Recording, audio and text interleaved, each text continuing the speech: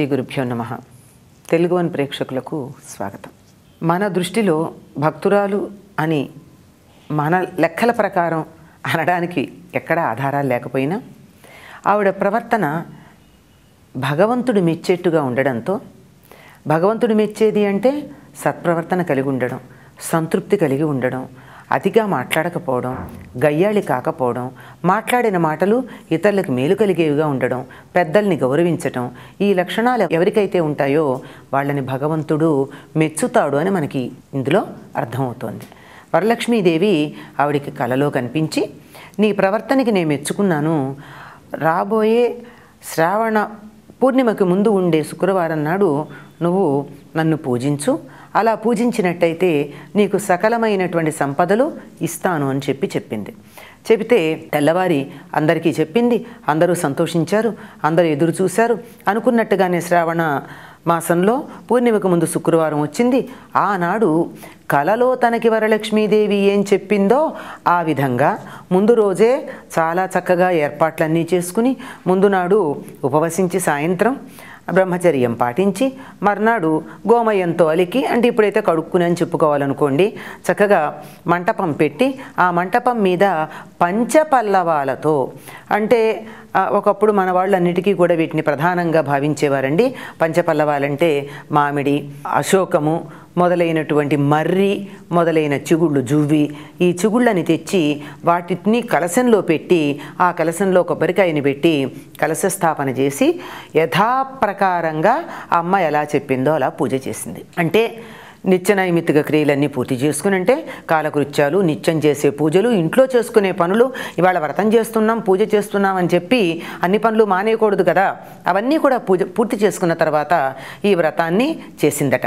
ఈ చేసేటప్పుడు ఈవిడ చేసినటువంటి ఘనమైన పని ఏమిటి అంటే, ఊళ్ళో ఉన్నటువంటి అన్ని వర్ణాల వారిని పిలిచింది, ఆడవాళ్ళని తనతో పాటు వ్రతం చేసుకోవడానికి రమ్మని. ఈ వ్రతానికి ఇక్కడ పాటించేటటువంటి నియమాలు ఏమిటంటే, మంటపారాధన చేసిన తర్వాత లక్ష్మీదేవిని షోడశోపచారాలతో పూజించి, ఇంకా శక్తి ఉన్నటువంటి వాళ్ళు అష్టోత్తరాలు, సహస్రనామాలు, త్రిశతులు ఇత్యాదులు ఎన్ని రకాల స్థుతులు ఉన్నాయో అవన్నీ చెప్పడానికి వీలున్నాయి, అన్నింటినీ చేసుకుని పూజ అంతా అయిన తరువాత 12 కుడుములని ఒక బ్రాహ్మణుడికి దానమిస్తారు. దానికన్నా ముందు పానకం, వడపప్పు, చలిమిడి ఇవి ప్రధానం.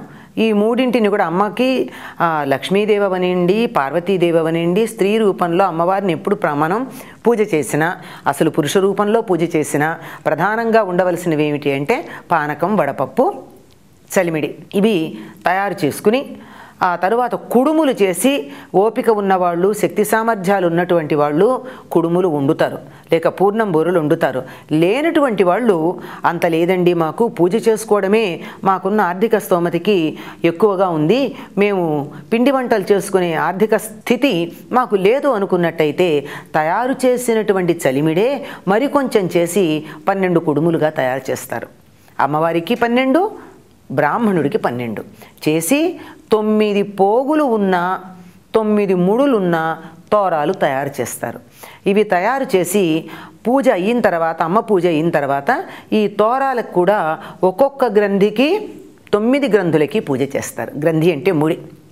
ఒక్కొక్క ముడికి ప్రణమగంధిం పూజయామి అని చెప్తూ ఒక్కొక్క ముడికి పూజ చేసి, ఆ చేసినటువంటి తోరాల్లో ఒకటి అమ్మవారికి ఇచ్చి, ఒకటి వెదురు బుట్టలో పెట్టినటువంటి వాయనం మీద వేసి, ఒకటి తన చేతికి కట్టుకుని, ఒకటి ఇంకా తను ఎవరినైతే పిలుస్తున్నారో ముత్తైదువుగా వాళ్ళ కోసం ఉంచి ఇలా తయారు చేసి సిద్ధం పెడతారు.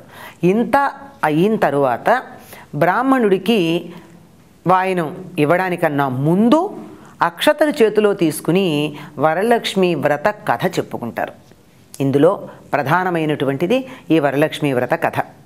ఈ కథని ఎవరు చెప్పారు అంటే, పూర్వం ఒకసారి సూత మహర్షి సౌనకాది మునులు అడిగితే దానికి సమాధానంగా కుమారస్వామి పార్వతీదేవిని అడిగి పరమశివుడి ద్వారా తెలుసుకున్న కథని మనకి చెప్పాడు. అందుకే ఇది స్కాంద పురాణంలో ఉంది అని చెప్తారు.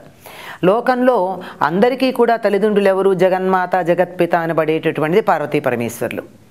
మనమందరం ఆయన పిల్లలమైనప్పుడు మనందరం స్వామి దగ్గరికి ప్రతిసారి వెళ్ళలేం గనక మనందరికీ ప్రతినిధిగా వారి కుమారుడైనటువంటి కుమారస్వామి వెళ్ళి మన కోసం ప్రశ్నలు అడుగుతూ ఉంటాడు. అలాగే అడిగాడు. లోకంలో అందరూ సౌభాగ్యంతో తొలతూగడానికి తగినటువంటి వ్రతం ఏదైనా ఉన్నదా చెప్పమని తల్లిని అడిగితే ఆవిడ నేను అదే అడుగుదామనుకుంటున్నాను, ఇద్దరం కలిసి వెళ్ళి మీ నాన్నగారిని అడుగుదామంటుంది. వెళ్ళి శివుడి దగ్గరికి వెళ్ళి అడిగితే శివుడు పార్వతి సమక్షంలో కుమారస్వామికి ఈ వరలక్ష్మి వ్రత కథ చెప్పి మరి ఇది ఎవరన్నా ఇంతకుముందు చేశారా అని, అంటే ఈ వ్రతం చేస్తే ఫలితం ఉంటుందా అనే సందేహం మనసులో వచ్చే అవకాశం ఉంది కనుక ఇలా జరిగింది, ఇలా చేసుకున్నారు అని ఒక ఉదాహరణ చెబుతూ ఈ ఇతివృత్తం అంతా చెప్పాడు అని మనకి స్కంద పురాణంలో ఉంది కనుక ఈ కథ చెప్పుకుంటారు.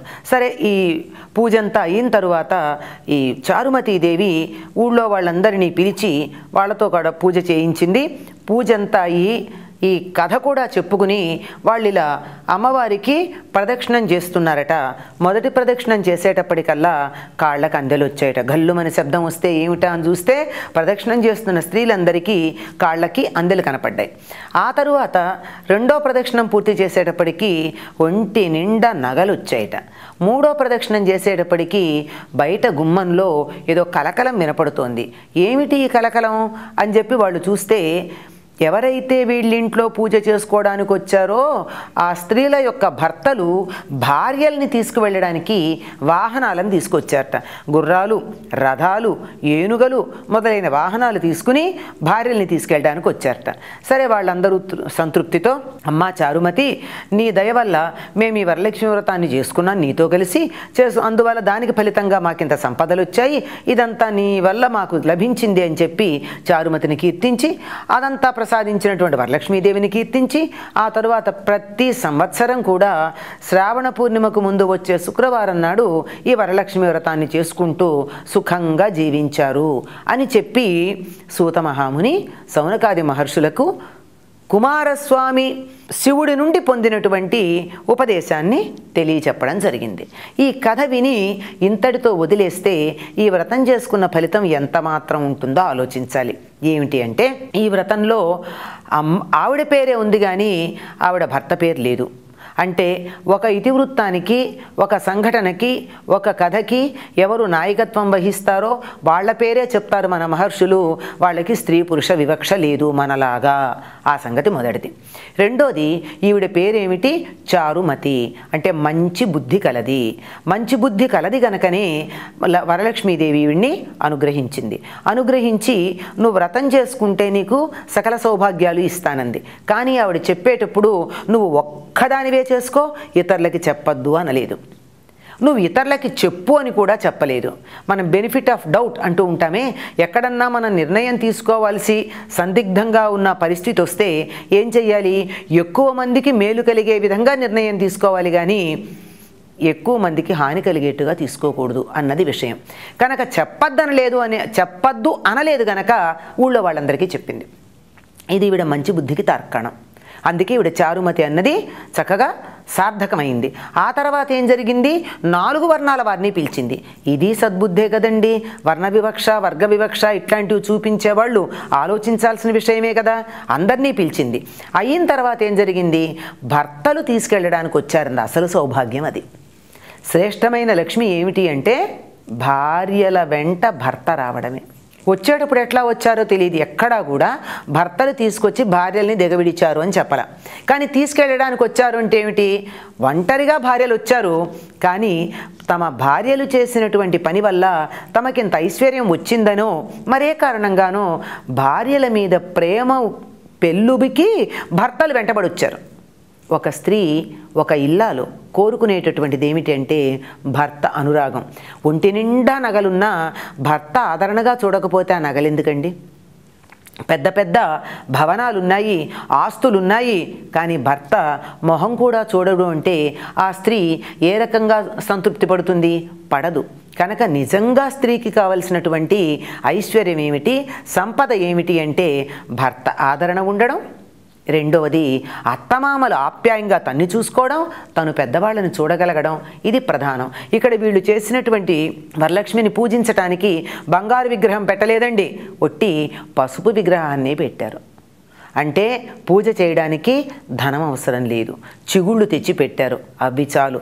ఇంతకు మించి ఆర్భాటాలు కాదు కావాల్సింది. 10 మందికి పసుపు కుంకాలు పంచుతారు. అయిన తర్వాత ఒక స్త్రీని కూర్చోబెట్టి ఈవిడ సాక్షాత్తు వరలక్ష్మి అని చెప్పి ఆవిడ్ని పూజ చేసి ఇస్తిని వరం కోరితి వరం అని అనిపించటం, నా వాయినం పుచ్చుకున్న వారెవరు, నేనే వరలక్ష్మి దేవిని అని అనిపించటం, ఇదంతా కూడా సుహృద్భావం పెంపొందడానికి కారణమవుతూ ఉంటుంది. అంతేకాకుండా ఏవైనా వ్రతాలు పూజలు చేసినప్పుడు సామూహికంగా చేస్తే ఫలితం ఎక్కువ ఉంటుంది, కలౌ సంఘే శక్తి అని చెప్పి ఒంటరిగా చేసిన దానికన్నా సామూహికంగా చేస్తే ఫలితం ఎక్కువ ఉంటుంది అనే సంగతిని కూడా మనకి తెలియజెప్పడం జరిగింది. కనుక చారుమతులుగా ప్రవర్తించినటువంటి వారికి వరలక్ష్మి వస్తుంది. అంతేగాని అత్తమామల్ని వృద్ధాశ్రమాల్లో పెట్టి 24 గంటలు అది లేదు ఇది లేదు అని అసంతృప్తితో మొహం మార్చుకుని చికాకు పడుతూ ఇతరులని నిందిస్తూ అతిగా వాగుతూ గయ్యాళిగా ఉండేటటువంటి వాళ్ళని ఎన్ని కోట్లు ఖర్చు పెట్టి పూజలు చేస్తే లక్ష్మీదేవి అనుగ్రహిస్తుందో ఆలోచించండి. కనుక వరలక్ష్మి వ్రతం చేసుకున్న వాళ్ళు ఈ కథలో ఉన్న అంతరార్థాన్ని గ్రహించెదరుగాక. స్వస్తి.